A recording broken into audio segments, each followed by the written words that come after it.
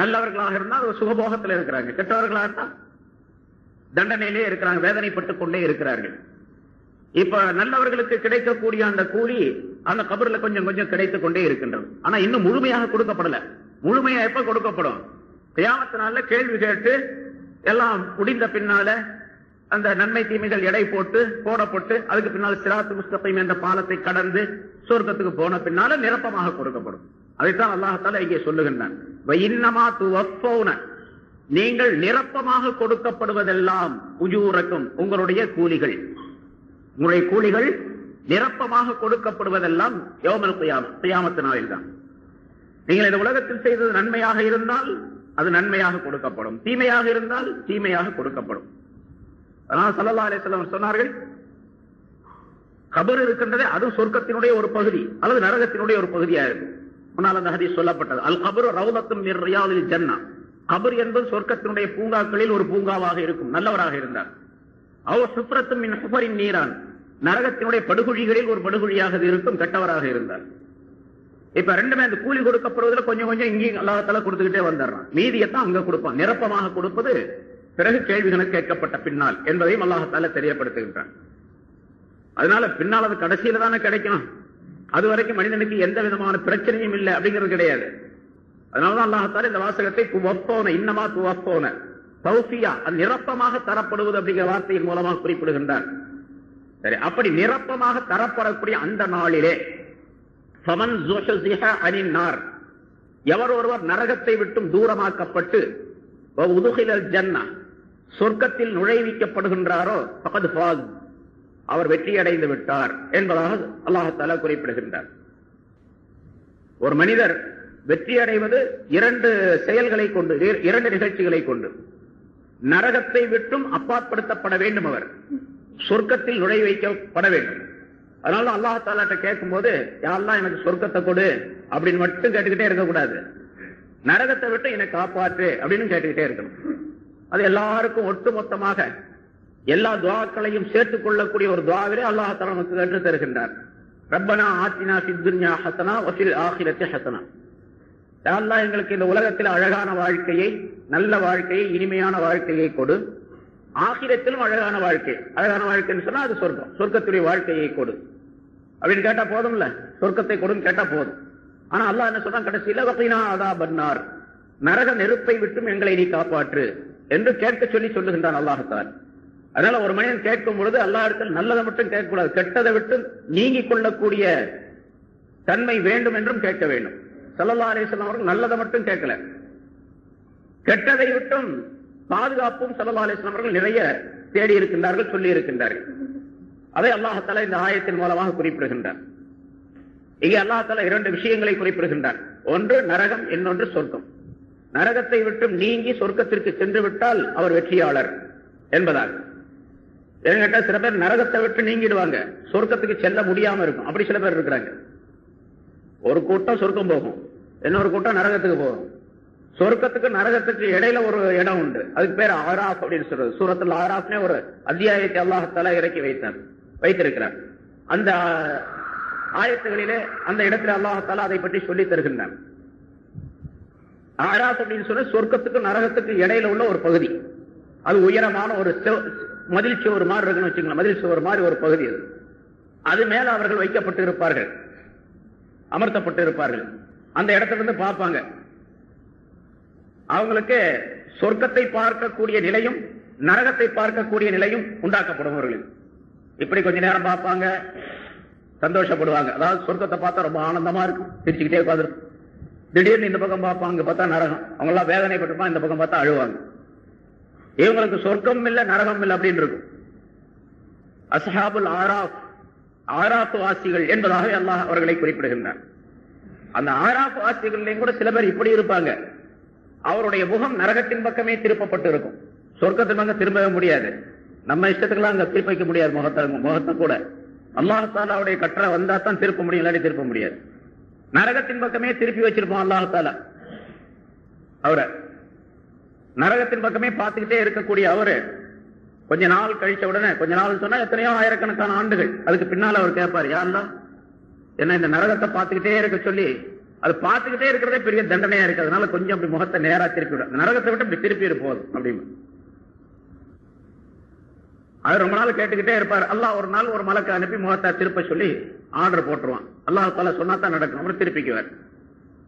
திருப்பினா சொர்க்கத்தின் பக்கம் பார்க்கக்கூடிய ஒரு அற்புதமான காட்சியை அல்லாஹ் தாலா உண்டாக்கி வச்சிருவான். அப்புறம் சொர்க்கத்தின் பக்கம் பார்த்து கொண்டே இருப்பார். அவர் பார்த்துக்கிட்டே இருப்பார். ரொம்ப நாள் பார்த்துக்கிட்டே இருப்பார். அங்க நடைபெறக்கூடிய இனிமையான காட்சிகள் அதெல்லாம் அவருக்கு தெரியும். சொர்க்கவாசிகள் நடமாடக்கூடிய இல்லை, அவர்களுக்கு பெறக்கூடிய இன்பங்கள் அவர் எல்லாம் பார்த்துட்டே இருப்பார். இவருக்கு ரொம்ப ஆசை, ரொம்ப இதா இருக்கும். யாரெல்லாம் இவ்வளவு நாள சொர்க்கத்தை பார்த்துக்கிட்டே இருக்கிறேன், கொஞ்சம் அந்த ஓரத்துல கொண்டு போய் விட்டுட்டீங்கன்னா நல்லா இருக்குமே அப்படின்னு சொல்லுவாராம். சொர்க்கத்துல இந்த வாசல் கிட்ட உள்ள கூட வேண்டியதில்லை, இந்த செருப்பு இருப்பு போடுறாங்களோ அந்த இடத்துல விட்டு போய் விட்டுரும். அப்போ ஒரு மலக்கு அல்லாஹ் தஆலா அனுப்புவான். ஸல்லல்லாஹு அலைஹி வஸல்லம் அவர்கள் சொல்லுகின்றார்கள், ஒரு மலக்கை அனுப்புவான். சரி, இப்ப அதை கொடுத்துட்டா அடுத்தாலும் ஒண்ணும் கேட்க மாட்டேன், நிச்சயமா கேட்கவே மாட்டேன், அது போதும், சொர்க்கத்துக்கிட்ட கொண்டு போய் விட்டுட்டா போதும் அப்படின்னு. சரி, அவரை கொண்டு போய் சொர்க்கத்துக்கிட்ட அல்லாஹ் தஆலா விட்டுரும், அந்த வாசல்ல விட்டுரும். அதுக்கு மேல போக முடியாதவனால நம்ம நினைக்கலாம் ஓடி போயிடலாமே அப்படின்ட்டு, போகலாம் முடியாது. அந்த இடத்துல உட்கார்ந்து இருப்பாரு. சொர்க்கவாசிகள் உள்ள அந்த இன்பங்கள்லாம் பார்த்துக்கிட்டே இருப்பார். இப்ப சொர்க்கத்தினுடைய அந்த இனிமையான காற்று வாடை எல்லாம் வீசிக்கிட்டு இருக்கும் இருக்கு, பார்த்துக்கிட்டே உட்காந்து. ரொம்ப நாள் கழிச்ச உடனே சொர்க்கத்துக்கு வெளியே இருக்கிறாரு. இப்ப கேட்டுக்கு வெளியே, யாரெல்லாம் இந்த கேட்டுக்கு வெளியவே ரொம்ப நாள் உட்கார வச்சிருக்கிறீங்க, கொஞ்சம் அப்படி உள்ள கொண்டு போய் வச்சுட்டீங்கன்னா நல்லா இருக்குமே அப்படின்னு சொல்லுவார். அதே மலக்கு வருவார். என்ன பாருங்க, ரொம்ப நாளா உனக்கு முதல்ல சொன்னேன் இல்லையா, நான் இது தவிர வேற எதையும் கேட்க மாட்டேன் அப்படின்னு சொல்லி சொன்னேன். இப்ப ரொம்ப ஆசையா இருக்கு, கொஞ்சம் முன்னால கொண்டு போய் வச்சுக்கிறேன். சரி, இப்ப உள்ள கொண்டு போய் விட்டுற சொல்றேன், அல்லாஹ் தஆலா விட்டுற சொல்றேன், அதுக்கு மேல எதுவும் கேட்க மாட்டேன், நிச்சயமா இதுக்கு மேல எதுவுமே கேட்க மாட்டேன், அது போதும். சரி, உள்ள கொண்டு போய் வச்சிருவோம். அல்லாஹ் தஆலா அந்த இடத்துல இருந்துகிட்டே இருப்பார். ரொம்ப நாள் கழிச்ச உடனே மறுபடியும் யாரெல்லாம் இந்த சொர்க்கவாசிகள் எல்லாம் இவ்வளவு இன்பமா இருக்கிறாங்களே, அதை பார்த்து பார்த்து எனக்கு ரொம்ப கஷ்டமா இருக்குது, அந்த இன்பங்களை அனுபவிக்கக்கூடிய ஒரு நிலையை எனக்கு கொஞ்சம் நீ கொடுத்தீங்கன்னா நல்லா இருக்குங்க, கொஞ்சம் உள்ள சொர்க்கத்துக்கு உள்ள அப்படி போற மாதிரி ஒரு ஏற்பாடு செஞ்சு நல்லா இருக்கு. அப்புறம் அந்த மலைக்கு அல்லாஹ் தஆலா அனுப்புவான். ஏன்பா நீ முதல்ல என்கிட்ட வாக்குறுதி செஞ்சியா இல்லையா, நம்ம வேற கேட்க மாட்டேன் சொன்னேன், இப்ப ரொம்ப ஆசையா இருக்கு, உள்ள கொண்டு போய் விட்டா நல்லா இருக்கும் அப்படின்னு சொன்னோன்னா அல்லாஹ் தஆலா சொல்லுவானா, ஸல்லல்லாஹு அலைஹி வஸல்லம் அவர்கள் சொல்லுவாங்க. ஸல்லல்லாஹு அலைஹி வஸல்லம் இடத்துல சிரிச்சாங்க. சிரிச்சுட்டு சொன்னாங்க, அல்லாஹ் தஆலா சிரிச்சிருவான், சரி நீ உள்ள போ, உனக்கு சொர்க்கத்துல இந்த நீ துன்யாவில வாழ்ந்து கொண்டிருந்தாய் அல்லவா, இந்த பூமியை போன்று பல மடங்கு விசாலம் உள்ள இடம் உனக்கு வழங்கப்படும் அப்படின்னு சொல்லி அல்லாஹ் தஆலா சொல்லிடும். பூமியை போல, புரசவாகத்தை போல இல்ல, இந்த பூமி எவ்வளவு பெருசு இருக்குது, 24,000 அதாவது 42,000 கிலோமீட்டர் சுத்தளவு, அவ்வளோ பெரிய இடம். அதல்ல, இதை போல பல மடங்கு இடம் உனக்கு சொந்தம் அப்படின்னு சொல்றான். அந்த மனிதன் கேட்பா, யாரெல்லாம் எனக்கு கிண்டல் பண்றியான்னு கேட்பான். அந்த ஆளு சொர்க்கத்தை உள்ள இருந்து வெளியே இருந்து உள்ள கொண்டு போய் வச்சுக்கிட்டே முதல்ல மாட்டேன்னு சொல்லிட்டு இருந்தான். இப்போ இந்த பூமியை போல பல மடங்கு இடம் அப்படின்னு சொன்னா, இந்த பூமியை போன்று பல மடங்கு இடம் அவனுக்கு கிடைக்கும். இந்த கடைசியில போறான் பாருங்க அந்த ஆளுக்கு, முதல்ல போனவங்களுக்கு எல்லாம் எவ்வளவு பெருசு இருக்கும். இது சொர்க்கத்துடைய நிலை. அதனாலதான் ஸல்லல்லாஹு அலைஹி வஸல்லம் அவர்கள் சொல்லுகின்றார்கள், சொர்க்கத்தினுடைய இன்பம் எப்படிப்பட்டது என்று சொன்னால், அல்லாஹ் தஆலா சொல்லுவதாக ஸல்லல்லாஹு அலைஹி வஸல்லம் சொல்லுகின்றார்கள், அஅதத்து லிஇபாதியஸ் ஸாலிஹீன மா லா ஐனுன் ரஅத் வலா உதுனுன் சமிஅத் வலா ஹதர அலா கல்பி பஷர். என்னுடைய நல்லடியார்களுக்காக வேண்டிய சொர்க்கத்திலே ஏராளமான இன்பங்களை நான் தயார் செய்து வைத்திருக்கின்றேன், எந்த கண்களும் பார்த்திருக்க முடியாத இன்பங்கள். உலகத்துல எந்த கண்ணாலையும் பார்த்திருக்க முடியாது. இங்க நம்ம பார்க்கிற நிறைய இன்பமான காட்சிகள்லாம் நிறைய பார்க்கிறோம். கோல்டன் பீச்சுக்கு போனா, எம்ஜிஎம்க்கு போனா, அங்க போனா, இங்க போனா, அப்புறம் மேல்நாட்டுகள்லாம் போனா ஏராளமான இன்பங்கள். அங்கெல்லாம் பாத்தீங்கன்னா நிறைய பலவிதமான காட்சிகள் இருக்குது. இப்ப சிங்கப்பூர், அமெரிக்கா அப்படின்னு போனீங்கன்னா அங்க எவ்வளவு பெரிய அது பார்த்தா ரொம்ப ஆச்சரியமா இருக்கு. ஆனா எவ்வளவுதான் கியாமத்து நாள் வரைக்கும் எவ்வளவு அற்புதமான காட்சிகள் வந்தாலும் சொர்க்கத்தில் இருக்கக்கூடிய காட்சியை போல கண்களால் பார்த்திருக்கவே முடியாது அது வரைக்கும். அப்படிப்பட்ட காட்சிகள் இருக்கின்றன. அதே போன்று காதினால் கேட்டு இருக்கவும் முடியாது, யாரும் கேள்விப்பட்டிருக்க கூட முடியாது. பார்த்திருக்கிறத கேள்விப்பட்டிருக்க முடியாது. கேள்விப்பட்டிருப்பதும் கூட அல்ல, எந்த மனிதனுடைய இதயத்திலும் அது போன்று ஒரு எண்ணம் வந்தே இருக்காது, இப்படியெல்லாம் இன்பம் இருக்குமா அப்படின்னு ஒரு எண்ணம் வந்து கூட இருக்காது. அப்படிப்பட்ட இன்பங்களை என்னுடைய நல்லடியார்களுக்காக நான் தயார் செய்து இருக்கின்றேன் என்று ஸல்லல்லாஹு அலைஹி வஸல்லம் அவர்கள் சொல்லிட்டு, வேணும்னா இந்த ஆயத்தை நீங்க ஓதி பாருங்களேன். வக்ரஊ இன் ஷி'தும், நீங்கள் வேண்டுமானால் இதை ஓதி பாருங்கள். ஃபலா தஅலமு நஃப்ஸும் மா உஃபிய லஹும் மின் குர்ரத்தி அய்யுனின் ஜஸாஅம் பிமா கானூ யஅமலூன் என்று அல்லாஹ் தஆலா சொல்லுகின்றான். இந்த நல்லடியார்கள் உலகத்தில் செய்த செயல்களுக்கு பிரதிபலனாக அவர்களுடைய கண்கள் குளிர்ச்சி அடையும்படியான பாக்கியங்களை அவர்களுக்காக வேண்டி நான் மறைத்து வைத்திருக்கக்கூடிய அந்த பாக்கியங்களை எந்த ஆத்மாவும் விளங்கிக் கொள்ளவே முடியாது உலகத்தில். அப்படிப்பட்ட பாக்கியங்களை நான் வைத்திருக்கின்றேன் என்று அல்லாஹ் தஆலா சொல்லுகின்றான். சொர்க்கத்தினுடைய இன்பங்கள் அதை நம்ம கற்பனை பண்ணிலாம் பார்க்க முடியாது. அப்படிப்பட்ட ஒரு இன்பம், அதை அடைவதற்கு இந்த உலகத்தில் நம்மை தயார் செய்து கொள்ள வேண்டும். ஸல்லல்லாஹு அலைஹி வஸல்லம் அவர்கள் சொல்லுகின்றார்கள், அங்க இருக்கக்கூடிய விஷயங்கள்லாம் ரொம்ப பெருசு பெருசு. சாதாரண சொன்னோம்ல, ஒரு சாதாரண கடைசியில போகக்கூடிய மனிதனுக்கு இந்த உலகத்தோட பெரிய இடம் அப்படின்னு சொன்னா மற்றவங்களுக்கு எல்லாம் எவ்வளவு பெரிய இடம் இருக்கு. அப்ப சொர்க்கம் எவ்வளவு பெருசா இருக்கும், அது எவ்வளவு பெருசு அப்படின்னு சொல்லி கற்பனை பண்ணி பார்க்கவே முடியாது. ஸல்லல்லாஹு அலைஹி வஸல்லம் அவர்கள் சொல்லுகின்றார்கள், சொர்க்கத்துல ஒரு மரம் இருக்கின்றது. அந்த மரத்துக்கு பேர் தூபா அப்படின்னு சொல்லப்படும். தூபா என்று மரம். அந்த சொர்க்கத்துடைய அந்த மரத்துக்கு நிழல் இருக்கும். மரம் சொன்னா பெரிய ஆலமரம், அரச மரம் அப்படின்னு சொல்ல, அரச மரம் சொன்னா ரொம்ப பெருசா இருக்குல்ல ஆலமரம்லாம். அது மாதிரி பெரிய மரம். எவ்வளவு பெரிய மரம் அப்படின்னு கேட்டா, அந்த மரத்துடைய நிழலில் வேகமாக செல்லக்கூடிய ஒரு குதிரை வீரன் ஒரு குதிரையில ஏறி 100 ஆண்டுகள் செல்ல முடியும். அந்த நிழல்லையே, மரத்துடைய நிழல்ல 100 வருஷம் போகலாம். குதிரையில நடந்தல்ல. ஒரு குதிரை சாதாரணமாக ஓடக்கூடிய அளவு எவ்வளவு தெரியுமா? ஒரு நாளைக்குன்னு சொன்னா ஒரு பகல் நேரத்தில் குதிரை ஓடக்கூடிய தூரம் 300 மைல். 300 மைல் ஓடும். கிட்டத்தட்ட 450-480 கிலோமீட்டர் ஆகுது. கிட்டத்தட்ட 500 கிலோமீட்டர் வச்சுங்களேன் ஒரு நாளைக்கு ஓடக்கூடியது. அது மாதிரி 100 வருஷத்துக்கு ஓடிச்சுன்னு சொன்னா எவ்வளவு தூரம் இருக்கும்? அவ்வளவு தூரம் அந்த மரத்தினுடைய நிழல் இருக்கும். அப்படின்னா மரம் எவ்வளவு பெருசு இருக்கும் அப்படின்னு ஸல்லல்லாஹு அலைஹி வஸல்லம் சொல்லி காட்டுகின்றார்கள். ஸல்லல்லாஹு அலைஹி வஸல்லம் அவர்கள் இந்த ஆயத்தை சொல்லி, ஃபமன் ஸுஹ்ஸிஹ அனின் நாரி வ உத்கிலல் ஜன்னah ஃபகத் ஃபாஸ், எவர் ஒருவர் நரகத்தை விட்டும் தூரமாக்கப்பட்டு சொர்க்கத்தில் நுழைவிக்கப்படுகின்றாரோ அவர் வெற்றி ஆயிட்டார் அப்படின்னு சொல்றாங்க. அல்லாஹ் தஆலா சொல்றான். அதுக்கு ஸல்லல்லாஹு அலைஹி வஸல்லம் சொல்றாங்க, எவர் ஒருவர் நரகத்தை விட்டும் தூரமாக்கப்பட்டு சொர்க்கத்தில் நுழைவிக்கப்பட வேண்டும் என்று விரும்பினால், யாருக்காவது அப்படி விருப்பம் இருந்தால், நரகத்தை விட்டும் தூரமாக்கப்பட்டு சொர்க்கத்திற்குள் நுழையணும். அதுதான் எல்லாருக்கும் தெரியும். அப்படி இருந்தா என்ன செய்யணும் தெரியுமா? பல் யுதுரிக்குஹு மனியத்துஹு வஹுவ யுமினு பில்லாஹி வல் யௌமில் ஆகிர், அவர் மௌத்தாகக்கூடிய நேரத்திலே அல்லாஹ்வையும் ஆகிரத்தையும், அல்லாஹ்வையும் மறுமையினாலையும் ஈமான் கொண்டவராயிருக்கும் நிலைமையில் அவருடைய மௌத்து வரட்டும், அவருக்கு வரட்டும். அவர் மௌத்து வரும்போது மூமினா, பக்கா மூமினா இருக்கணும். அந்த நிலையில் மௌத்து வந்துச்சுன்னா சொன்ன சொர்க்கத்துக்கு போயிடுவார், நரகத்தை விட்டு தூரமாயிடுவார். அது மட்டுமல்ல, இன்னொரு செய்யணும். அவர் வல் யக்தி இலன்னாசி மா யுஹிப்பு அன் யுதா இலைஹி, மனிதர்களிடத்தில் இவர் எப்படி நடந்து கொள்ள வேண்டும் என்றால், மற்றவர் இவரிடத்தில் எப்படி நடந்து கொள்ள வேண்டும் என்று விரும்புகின்றாரோ அப்படி இவர் மற்றவரிடத்தில் நடந்து கொள்ள வேண்டும். நீங்க எல்லாம் என்கிட்ட எப்படி நடந்து கொள்ளணும் அப்படின்னா எனக்கு ஒரு விருப்பம் இருக்குமா இல்லையா? அதே மாதிரி எல்லோரிடத்தில் நான் நடந்து கொள்ள வேண்டும். அதை இன்னொரு ஹதீஸ்ல ஸல்லல்லாஹு அலைஹி வஸல்லம் இப்படி சொல்றாங்க, வஹிப்ப லின்னாசி மா துஹிப்பு லினஃப்ஸிக், உனக்கு எது விருப்பமோ அதையே மற்றவர்களுக்கும் நீ விரும்பு. எனக்கு என்ன விருப்பமோ அதே மற்றவர்களுக்கு. எனக்கு என்ன விருப்பம்? இந்த உலகத்துல நான் சுகமா இருக்கணும், காசு பணம் நிறைய கிடைக்கணும், நல்லா சம்பாதிக்கணும், வீடு கட்டணும், பங்களா வாங்கணும், கார் வாங்கணும் அப்படின்லாம் நினைக்கிறேன்ல. அதே மாதிரி எல்லாருடைய, அவன் மட்டும் கார் வாங்கிட்டான், ஏன்டா வாங்கினாவன் அப்படின்னா, இப்ப நான் எனக்கு மட்டும் கார் வேணும், அவருக்கு மட்டும் கார் வேணாமா? அவருக்கு மட்டும் பங்களா, எனக்கு மட்டும் பங்களா வேணும், அவருக்கு மட்டும் பங்களா. அதே எனக்கு என்ன விருப்பமோ அதையே விரும்ப வேண்டும். அடுத்தவருக்கு கொடுக்கப்பட்டதுல பொறாமை இருக்கக்கூடாதுன்னு அர்த்தம். வஞ்சக எண்ணம் இருக்கக்கூடாது. அதே மாதிரி ஒவ்வொருவரும், இதுல நிறைய விளக்கங்கள் இருக்கு, ஏராளமான விளக்கங்கள். ஒருத்தர் கடை வச்சிருக்கிறாரு, அந்த கடை வச்சிருக்கிறவரு ஒரு மளிகை கடை வச்சிருக்காருன்னு வச்சுங்க. அவர் போய் இன்னொரு கடையில போய் சாமான் வாங்குறாரு, ஏதாவது ஒரு சாமான், ஜவுளி கடையில, இரும்பு கடையில. அந்த இரும்பு கடையில போய் சாமான்கள் அவருடைய தேவைக்காண்டி வாங்கும்போது இரும்பு கடைக்காரன் குறைச்சலா நிறுத்து கொடுத்தான்னு வச்சுங்க, 1 டன்னுக்கு 3/4 டன்னு கொடுக்குறான் அப்படின்னு சொன்னா இவருக்கு எப்படி இருக்கும்? ரொம்ப மோசமான ஆளுங்க, 1 டன்னுக்கு 3/4 டன் இருக்கிறான் அப்படின்னு. இதே செயலை ஒரு மளிகை கடை வச்சிருக்காருல்ல, இவரு செய்யணும். கலப்படம் செய்யக்கூடாது, அளவு நிறுவையில குறைவு செய்யக்கூடாது. அப்ப அவருக்கு மாதிரி தானே இவருக்கும், இவர் மாதிரி தானே அவரும் இருக்கணும்னு விரும்புறாரு. அதே மாதிரி இவரும் இருக்கு. அதான் அஹிப்பலின் நாசி மா துஹிப்பு லினஃப்ஸிக் அப்படிங்கிறது. இதே மாதிரி ஒவ்வொரு செயலிலும் தனக்கு எது விருப்பமோ அதையே மற்றவருக்கும் விரும்ப வேண்டும். அது அல்லாததை மற்றவர் எப்படியோ போயிட்டு நமக்கு மட்டும் இப்படி சுகமா இருக்கக்கூடிய நன்றாக இருக்கக்கூடிய நிலை வேண்டும் அப்படின்னு விரும்பினா அந்த மனிதர் சொர்க்கம் போக முடியாது, நரகத்தை விட்டு தூரமாக முடியாது அப்படிங்கிறாங்க. ஆக 2 விஷயங்கள். சொர்க்கத்திற்கு செல்ல வேண்டும் என்று சொன்னால் நரகத்தை விட்டு தூரமாக வேண்டும். 2 விஷயங்களை ஸல்லல்லாஹு அலைஹி வஸல்லம் சொல்லுகின்றார்கள். மரணம் வரக்கூடிய நேரத்தில் அல்லாஹ்வையும் ஆகிரத்தையும் நம்பிக்கை கொண்ட சரியான மூமினாக அவர் இருக்க வேண்டும். பிறகு அதற்காக வேண்டி உலகத்தில் வாழக்கூடிய நேரத்தில் தன்னை தயார்படுத்திக் கொள்ள வேண்டும். அதுதான் மற்றவர்களுக்கு என்ன, தனக்கு என்ன விருப்பமோ அதையே மற்றவர்களுக்கு விரும்புவது.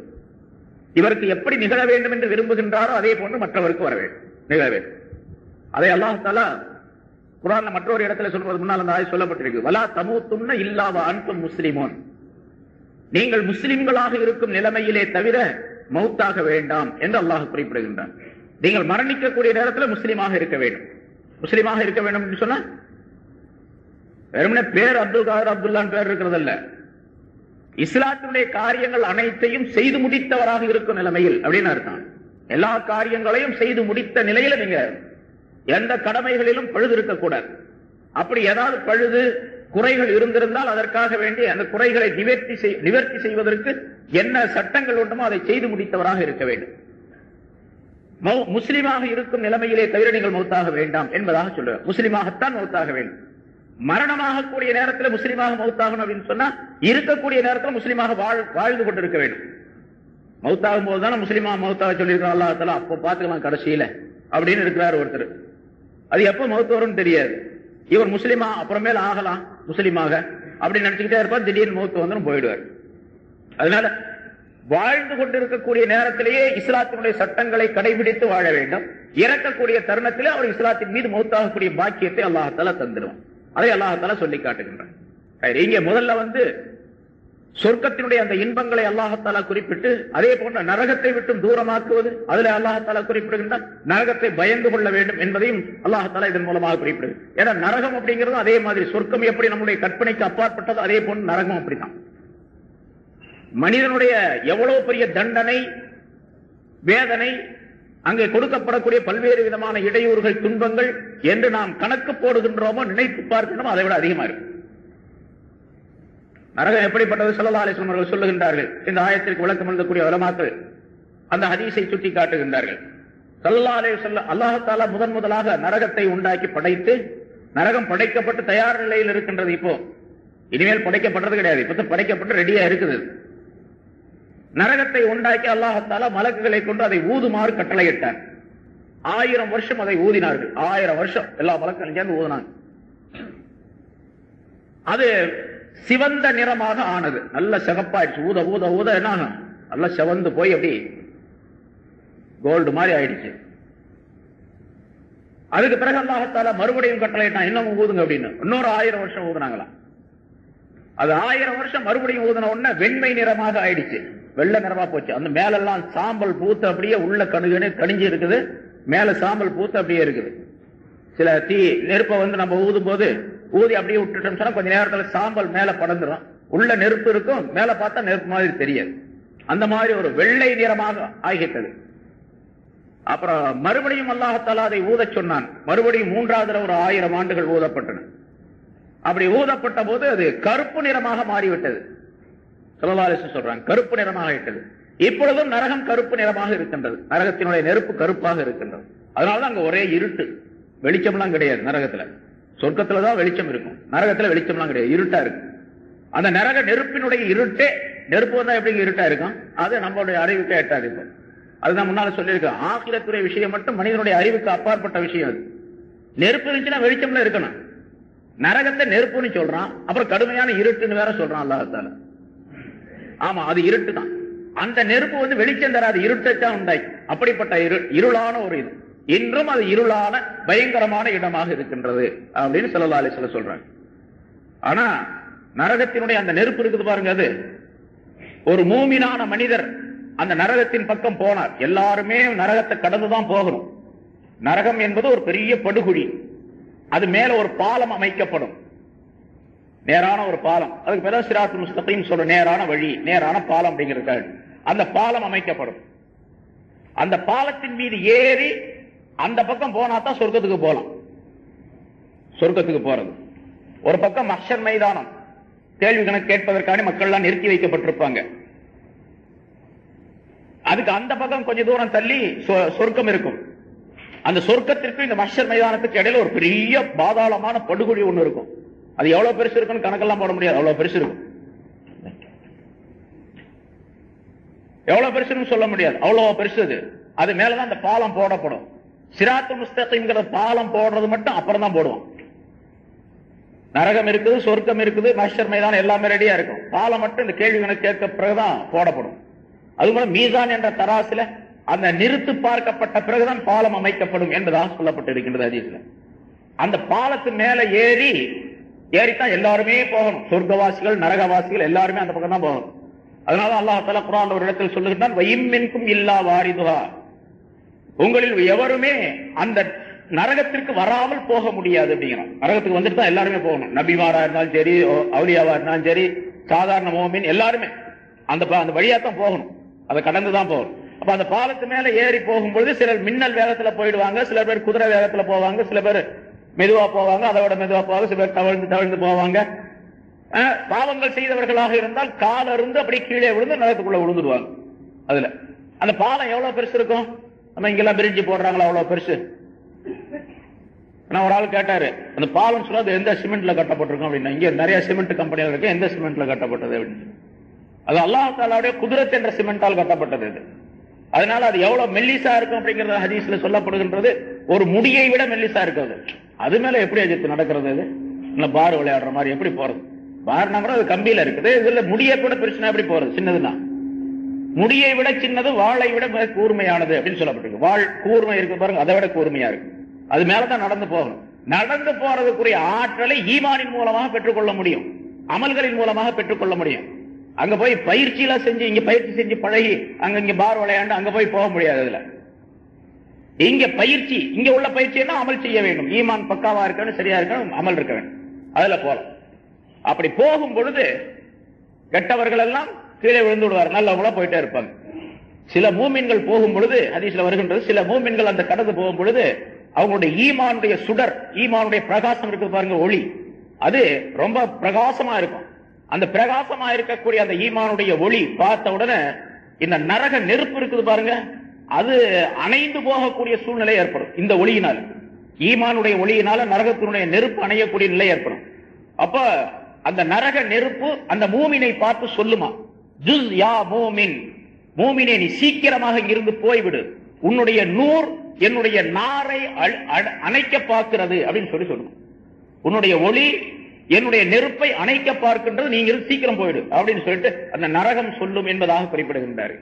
அப்படின்னா ஈமானுடைய நூறாணியத்துக்கு ரொம்ப பவர் இருக்குது. இந்த 3000 வருஷம் ஊதி கிடைக்கப்பெறக்கூடிய அந்த வெப்பம் இருக்கின்றதே நரகத்தினுடைய, அதை விட பன்மடங்கு ஈமானுடைய பவர், ஈமானுடைய ஒளி. இங்க அந்த நரகத்தை கடந்துதான் போக வேண்டும் எல்லாருமே.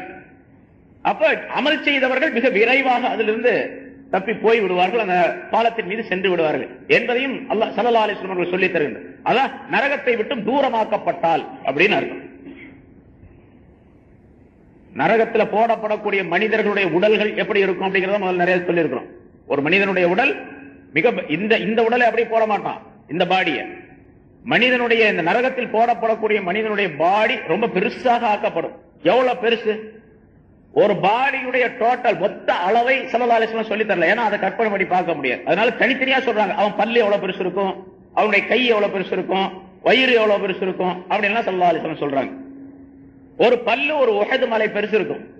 நரகவாசியினுடைய ஒரு பல் ஒரு உஹது மலை எவ்வளவு பெருசு இருக்கும், அவ்வளவு பெருசு இருக்கும். அப்ப அவனுடைய நரகவாசியினுடைய உருவத்துல அவனுடைய வாயை மட்டும் எடுத்துக்கொண்டா வாய்க்குள்ள 32 உஹது மலை இருக்கும், அவ்வளவு பெரிய. அவனுடைய புஜம், தோல் இருக்கின்றதே, இந்த கழுத்துல இருந்து தோல் பட்டை வரைக்கும், இந்த ஷோல்டர் வரைக்கும் எவ்வளவு தூரம் இருக்குது? ஒரு 4 இன்ச்சு அல்லது 5 இன்ச்சு 6 இன்ச்சு இருக்கும் இல்லையா? நரகவாசியினுடைய அந்த தோல் பட்டையில் 3 நாள் தொலை தூரம் இருக்கும். 3 நாள் ஒரு ஆள் நடந்து போனா எவ்வளவு தூரம் இருக்கும்? அவ்வளவு தூரம் இருக்கும். 3 நாளைக்கு நடந்து போனா எவ்வளவு தூரம் இருக்கும்? அவ்வளவு பெருசு இருக்கு இந்த தோல் புஜம் மட்டும். இந்த தோல் இருக்குது பாருங்க, ஸ்கின், இது எவ்வளவு பெருசு இருக்குது? இது உரிச்சா வெங்காயம் மாதிரி லேசா இருக்கும். ஆனா நரகவாசியினுடைய உடல்ல இருக்கக்கூடிய அந்த தோல், மேலே போர்த்தப்பட்டு இருக்கக்கூடிய அந்த தோல் இருக்குதே, அது 4 முழம் இருக்கும் நீளம், 4 முழம் உடைய பருமன் இருக்கும் அது என்று ஸல்லல்லாஹு அலைஹி வஸல்லம் சொல்லுகின்றார்கள். இது நரகவாசி. அப்படிப்பட்ட அந்த நரகத்திலே போடப்படக்கூடியவர்கள் இப்படிப்பட்ட பெரும் உருவம் உடையவர்களாக ஆக்கப்படுவார்கள். சரி, நரகத்தில் எவ்வளவு பேர் போவாங்க முன்னாலும் சொல்லி இருக்கிறோம். கியாமத் நாள்ல மனிதர்கள் அனைவரும் ஒட்டுமொத்தமாக அந்த மஹ்ஷர் மைதானத்தில் நிறுத்தி வைக்கப்பட்டிருப்பார்கள். அவங்க எல்லாத்தையும் அல்லாஹ் தஆலா 73 சப்புகளாக நிறுத்துவான். 73 சப் வரிசையா நிறுத்துவான். 73 வரிசைகளாக நிறுத்துவான். நிறுத்தினதுல ஒரே ஒரு வரிசை மட்டும்தான், ஒரு சப்பு மட்டும்தான் சொர்க்கத்துக்கு போறவங்க. மீதி 72 சப்பு நரகத்துக்கு போறவங்க. 72 சப்புகளும் நரகத்திற்கு செல்லக்கூடியவர்கள். நம்ம எதுல இருக்கிறோமோ தெரியாது, கேட்டுக்கிட்டே இருக்கணும். அந்த சப்புல ஒரு சப்புல இருக்கிறோமா, அந்த 72 இருக்கிறோமா நமக்கு தெரியாது, கேட்டுக்கிட்டே இருக்க வேண்டியதெல்லாம். ஒரு சப்பு மட்டும்தான் சொர்க்கத்துக்கு போகும். மீதி உள்ள 72 சப்புகளும் நரகத்திற்கு போகக்கூடியவர்கள். அந்த 72 சப்புக்காரர்களையும் இவ்வளவு பெரிய உடம்பா படைச்சு அல்லாஹ் தஆலா போட்ட பின்னால நரகத்துக்கு அல்லாஹ் தஆலா கேட்பானா, உனக்கு வயிறு ரொம்பிடுச்சா அப்படின்னு கேட்பான் அல்லாஹ் தஆலா. வயிறு ரொம்பிடுச்சா உனக்கு? நரகம் பெரிய படுகொழியில் அது. எல்லாத்தையும் போட்ட பின்னால நீ நிரம்பி விட்டாயா அப்படின்னு கேட்பான். அல்லாஹ் குர்ஆன்ல சொல்லி காட்டுகின்றான், யௌம நகூலு லி ஜஹன்னம ஹலிம் தலதி, ஜஹன்னத்திடத்தில் நரகத்திடத்தில் நாம் கேட்கும் நாளில் ஹலிம் தலதி, நீ நிரம்பி விட்டாயா அப்படின்னு கேட்போம். அப்ப அது திருப்பி அல்லாஹ் இடத்துல கேட்கணும், ஹல் மின் மஸீத், இன்னும் இருக்குதா அப்படின்னு கேட்கணும். இன்னும் இருக்குதா அப்படின்னு கேட்கணும். அப்ப இனிமேல் போடுவதற்கு எதுவுமே இல்லை, எல்லாத்தையும் போட்டுருவான். மனிதர்கள், பெரும் பெரும் கற்கள், பாறைகள், சூரியன், சந்திரன் எல்லாத்தையும் கொண்டு போய் நரகத்தில் போட்டுருவான். சூரியன் சந்திரன் கூட கடைசியில் நரகத்தில் போடப்படும் அப்படின்னு சொல்லப்படுது. எல்லாமே கொண்டு போய் போட்டுருவான். எல்லாமே இந்த உலோக சம்பந்தப்பட்ட பொருள்கள் தானே. அதாவது சூரியன் அப்படிங்கிறது வெப்பம், ஒரு பெரிய நெருப்பு கோலமாக இருக்கின்றது. அதே போன்று சந்திரனை எடுத்துக்கொண்டால் நிறைய கற்கள், மலைகள், அது இது நிறைய இருக்குது. இது மாதிரி உள்ள எல்லா கோலங்களை தூக்கி உள்ள போட்டுருவான். அப்படி போட்ட பிறகு மறுபடியும் கேட்பானா, போதுமா நீ நிரம்பிட்டியா அப்படின்னு கேட்டு, என்ன இருக்குதான்னு கேட்க.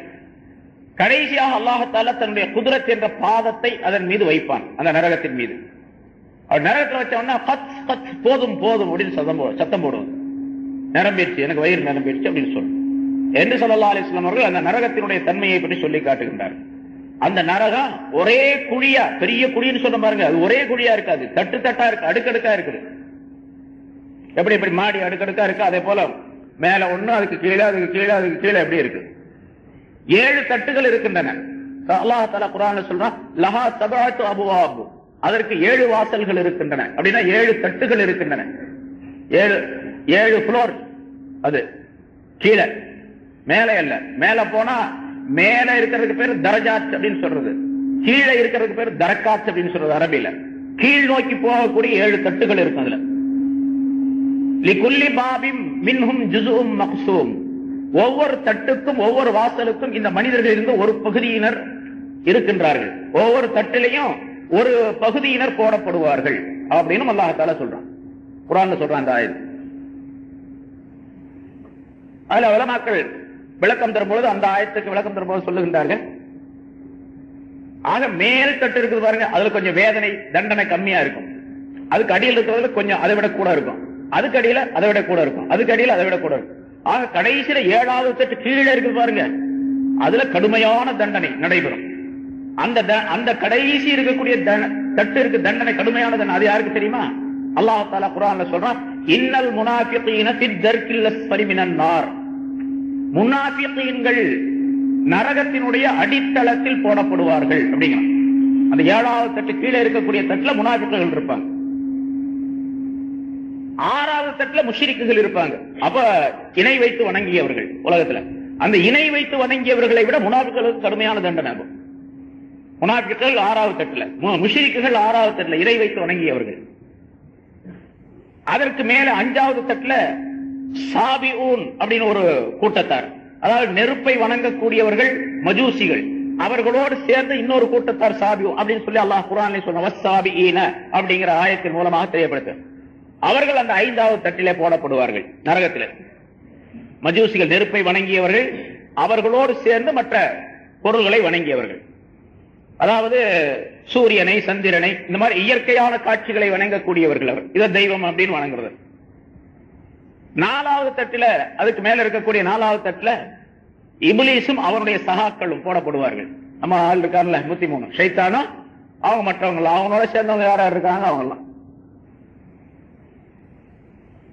அதற்கு மேல உள்ளதுல யூதர்கள் போடப்படுவார்கள். யூதர்கள் சொன்னா இணை வைத்து வணங்கி யூதர்கள். ரசூலுல்லாஹி ஸல்லல்லாஹு அலைஹி வஸல்லம் காலத்துக்கு பின்னால ஸல்லல்லாஹு அலைஹி வஸல்லம் அவர்களை ஏற்றுக்கொள்ள யூதர்கள் அப்படிங்கிறவங்க அவங்களும் வேதக்காரர்கள் தான். மூசா அலைஹிஸ்ஸலாமை கொண்டு ஈமான் கொண்டவர்கள். அவர்களுக்கு தௌராத் வேதம் உண்டு. கிறிஸ்தவர்கள் அப்படிங்கிறவங்க இஞ்சில் வேதம் உண்டு. ஈசா அலைஹிஸ்ஸலாம் அவர்களை கொண்டு ஈமான் கொள்ள வேண்டும். அப்படி செய்ய ஸல்லல்லாஹு அலைஹி வஸல்லம் அவர்கள் உலகத்துக்கு வந்த பின்னால நபி அவர்கள் இஸ்லாத்தை தெரியப்படுத்தி குர்ஆனை கொண்டு வந்து கொடுத்த பின்னால இந்த யூதர்களோ கிறிஸ்தவர்களோ வேறு எந்த மதக்காரர்களோ யாரா இருந்தாலும் சரி குர்ஆனை நம்ப வேண்டும், ரசூலை நம்ப வேண்டும், ஈமான் கொள்ள வேண்டும். இந்த மார்க்கத்திலே என்ன சொல்லப்பட்டிருக்கோ அந்த படிக்க தங்களுடைய அமல்களை அமைத்துக் கொள்ள வேண்டும். அப்படி இருந்துச்சுன்னு சொன்னா அவங்களுக்கு சொர்க்கம் கிடைக்கும், இல்லைன்னா கிடையாது. அவங்க தங்களுடைய கொள்கை படிக்க இணை வைத்து வணங்கக்கூடிய சூழ்நிலையை உருவாக்கி இருந்தால், கிறிஸ்தவர்கள் இருக்காங்களா, ஈசா அலைஹிஸ்ஸலாத்தை சொல்றாங்க, ஆனா ஈசா அலைஹிஸ்ஸலாத்தையே வைத்து வணங்கக்கூடியவர்களாக ஆயிடுறாங்க. அந்த சிலையை வச்சு வணங்குறாங்க, அல்லது சிலுவையை வைத்து வணங்குகின்றார்கள். எப்படி இருந்தாலும் இணை வைக்கக்கூடிய சூழ்நிலை ஏற்பட்டு இருந்தாலும் ஈசா அப்படிங்கிற ஒரு நபி இருந்தார் அப்படின்னு நம்புறாங்க. அது ஏதோ ஒரு வகையில் நம்பிக்கை வருது அவங்களுக்கு. அந்த நம்பிக்கை இஸ்லாத்தில் செல்லுபடியாக கூடியதல்ல. அதனால அவர்களுக்கு தண்டனை உண்டு. அடுத்ததா, அதாவது மூணாவது தட்டுல யூதர்கள் போடப்படுவார்கள், இரண்டாவது தட்டுல நசாராக்கள் கிறிஸ்தவர்கள் போடப்படுவார்கள். முதல் தட்டு ஆக மேல இருக்கிற தட்டு குறைஞ்ச தண்டனை இருக்கு பாருங்க, அதுலதான் முஸ்லிம்களிலே குற்றம் புரிந்தவர்கள், பாவம் செய்தவர்கள். முஸ்லிம்களிலே பாவம் செய்துவிட்டு தௌபா செய்யாம மௌத்தா போயிடுறாங்க பாருங்க, அங்க போய் உண்மை செய்ய முடியாது. அங்க தண்டனைன்னு உறுதியாயிருச்சுன்னு வச்சுங்க, அப்ப அந்த மேல் தட்டுல போடப்படுவார்கள். ஆனா அதுக்கு இடையில இவங்களுக்கு நிறைய அதை விட்டு தப்பிக்கிறதுக்கு நிறைய வாய்ப்பு இருக்குது முஸ்லிம்களுக்கு. அந்த வாய்ப்பெல்லாம் பயன்படுத்திக் கொள்ள வேண்டும். உலகத்துல பாவம் செஞ்சிட்டோம், நன்மைகளை செய்யல, பாவங்கள் செஞ்சிருக்கிறாரு. கடைசியில் மௌத்தா போறதுக்குள்ள என்ன செய்யணும், அல்லாஹ்ட்ட தௌபா செஞ்சு கண்ணீர் வடிச்சு கவலைப்பட்டு இனிமேல் நான் அந்த மாதிரி செய்ய மாட்டேன் அப்படின்னு அல்லாஹ்ட்ட ஒப்புக்கொண்டு தௌபா செஞ்சுட்டாருன்னா பாவங்கள்லாம் மன்னிக்கப்பட்டு போயிடும், சொர்க்கத்துக்கு போயிடுவார் மௌத்தான பிறகு. அப்படி செய்யல, இவர் என்ன பண்ணிருக்காரு, ஏதாவது சில நல்ல அமல்களை செஞ்சிருக்கிறார். அந்த நல்ல அமல்கள் தான் அல்லாஹ் ரசூலுக்கு கொஞ்சம் பிரியம் இருக்குதுன்னு வச்சுங்க. பாவங்களும் செஞ்சிருக்காரு, நல்ல அமலும் செஞ்சிருக்காரு. இப்ப இதுக்கு போன பின்னா, கபருக்கு போன பின்னால அந்த கபருல தண்டனை கிடைக்கும். பிறகு கியாமத் நாள்ல அவர் வரும் பொழுது ரசூலுல்லாஹி ஸல்லல்லாஹு அலைஹி வஸல்லம் அவர்களின் மூலமாக சிபாரிசு செய்யப்படுவார், ஷஃபாஅத் கிடைக்கும். ஸல்லல்லாஹு அலைஹி வஸல்லத்துடைய ஷஃபாஅத் கிடைச்சிச்சுன்னு சொன்னா முழுமையா கிடைச்சிருச்சு, நரகத்தை விட்டு தப்பிச்சிடுவார் இவர். அதே போல சில நல்லடியார்கள் நல்ல மனிதர்கள் இருக்கிறாங்க, அவர்களுடைய சிபாரிசும் கிடைக்கும். இந்த சிபாரிசு இருக்குது பாருங்க, ஷஃபாஅத், ஸல்லல்லாஹு அலைஹி வஸல்லத்துடைய ஷஃபாஅத், உலமாக்கள் ஷுஹதாக்களுடைய ஷஃபாஅத், அதை பெறுவதற்கும் முயற்சி செய்ய வேண்டும். இந்த உலகத்தில் இருக்கும்போது அதுக்காக வேண்டி உள்ள காரியங்களையும் செய்து கொள்ள வேண்டும். நல்லடியார்களுடைய எந்த அளவுக்கு கேட்டா, ஒரு நன்மையை ஒரு மனிதனுக்கு செய்திருந்தால் அவரும் இவருக்கு சிபாரிசு செய்வார். கடைசியா ஒவ்வொரு மனிதனும் இன்னொருவருக்கு உதவி செய்வார். ஒரு ஹதீஸ்ல எப்படி வருகின்றது, நரகத்துக்கு போகக்கூடிய எல்லாம் பரிசீலனை பண்ண பின்னால் நரகத்துக்கு போகக்கூடிய மனிதர்களாக வரிசையா நிக்க வச்சிருப்பான் அல்லாஹ் தஆலா. எல்லாத்தையும் ஒரு பக்கமா நிக்க வச்சிருப்பான்.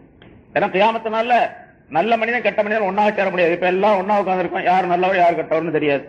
கெட்டவர் இருக்கலாம், நல்லவரும் இருக்கலாம், எப்படியாவது இருக்கலாம், கலந்து யாரும் பிரிக்க முடியாது அவங்களுடைய இதை வச்சு. ஏன்னா பிரிக்கிறதுங்கிறது கல்புல உள்ள விஷயம் இல்ல, அதனால கல்புடையது யாருக்குமே தெரியாது.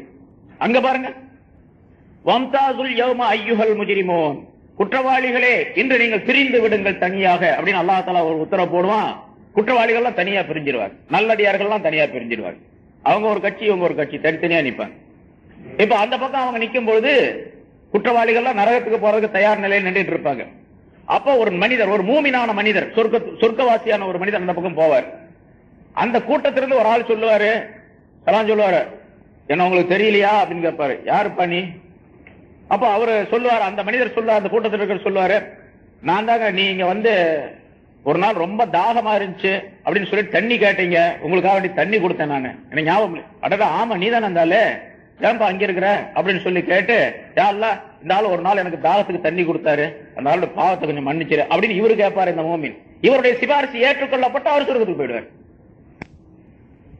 என்று ஸல்லல்லாஹு அலைஹி வஸல்லம் அவர்கள் சொல்லுகின்றார்கள். இது மாதிரி நல்லடியார்கள் அந்த பக்கம் போகும்போதெல்லாம் அந்த கூட்டத்தில் இருக்கிற ஒரு ஆள் கூப்பிட்டு சொல்லுவாராம், எனக்கு தெரியலையா, நான் தான் உனக்கு ஒரு நாள் எழுதுறதுக்கு பேனா இல்லாம பாத்துக்கிட்டு நான் தான் பேனா கொடுத்தேன், அட நீ தானே இருந்தாலே, அல்லாஹ்ட்ட சொல்லுவார் அவரு, இந்த ஆள் எனக்கு பேனா கொடுத்தாரு, உதவி செஞ்சாரு, அவரை கொஞ்சம் மன்னிச்சிரே அல்லா அப்படின்னு சொல்லி உடனே அவரை விட்டுருவா அல்லாஹ்.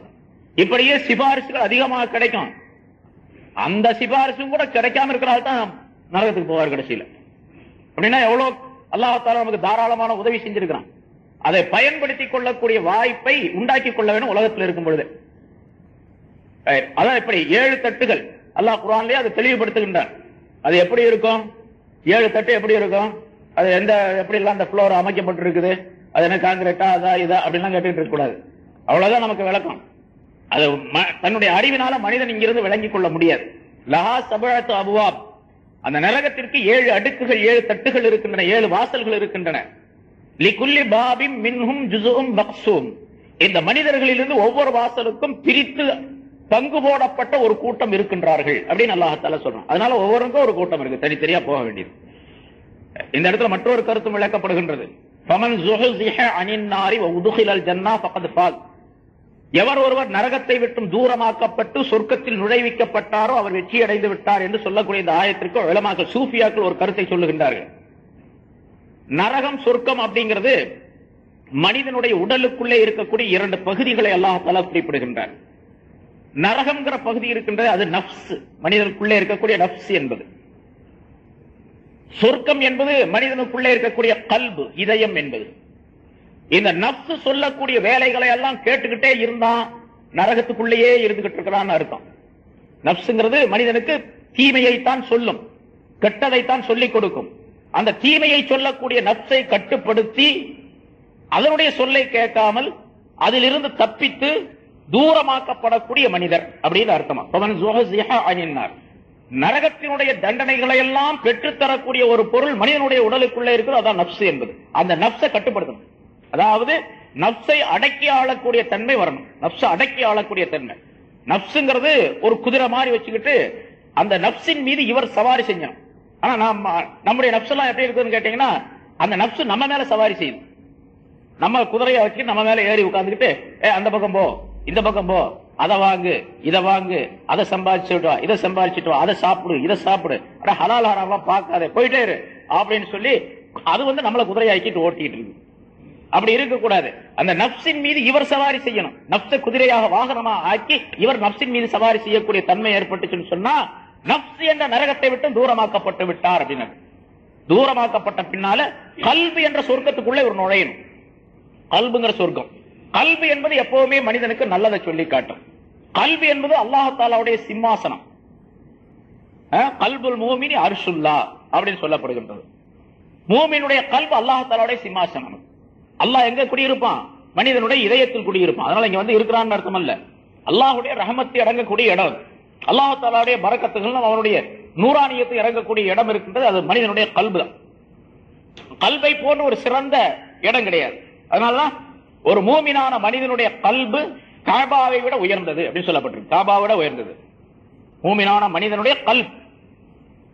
காபாவின் மூலமாக என்னென்ன நன்மைகளை ரஹமத்துகளை மனிதன் பெற்றுக் கொள்ளுகின்றாரோ அதை விட அதிகமாக கல்வின் மூலமாக பெற்றுக் கொள்ள முடியும். இப்ப கல்வி என்ற அந்த சொர்க்கத்திற்குள்ளே நஃப்ஸ் என்ற நரகத்தை விட்டு நீங்கி கல்வி என்ற சொர்க்கத்தினுடைய சோலைக்குள்ளே ஒரு மனிதன் நுழைந்து விட்டால் அப்படின்னா என்ன கருத்து? தீமைகளை எல்லாம் விட்டுட்டு நன்மையான காரியத்துக்குள்ள நுழைஞ்சிட்டார். அப்படி எவர் கல்வி என்ற அந்த சொர்க்கத்திற்குள்ளே நுழைந்து விடுகின்றாரோ அவர் எந்த விதமான பயம் இல்லாதவராக ஆக்கப்பட்டு விடுவார். எந்த பயம் கிடையாது அவருக்கு. அந்த கல்புங்கிறது ஹரமை போன்று ஆகிவிடுகின்றது. ஹரம், அதாவது ஹரம் ஷரீப், மக்காவுல காபா அமைந்திருக்கக்கூடிய மஸ்ஜித் இருக்கின்றது, மஸ்ஜிதுல் ஹராம்.